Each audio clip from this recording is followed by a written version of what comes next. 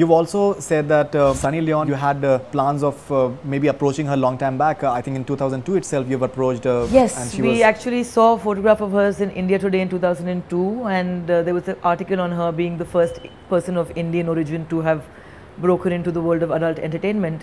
And I remember it was a close-up of her face, and what struck me was that face and how cute it was, and there was a kind of an air of innocence about it.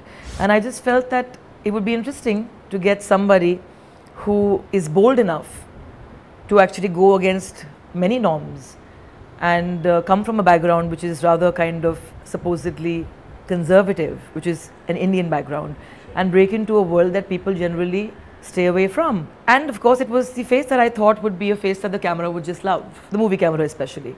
And we contacted her then, and her agent wrote back promptly saying that she's got other plans, etc. So we forgot about that. And then when we were scratching our heads, pulling our hair out, saying who do we cast, who do we cast, who do we cast, 500 news items about whether it's Bipasha again or Malika or this one or that one. My husband told me, he says, do you remember you wanted to cast this girl, Sunny, for Jism? What about her? I said, hey, that's a great idea. So I called Dino. And I said, Dino, there's this lady called Sunny Leone. Have you ever heard of her? He said, no, I haven't heard of her. I said, well, log on to the internet and just check her out and don't get shocked. Because I know Dino is a thorough gentleman and he tends to kind of, shock a little easier than I do.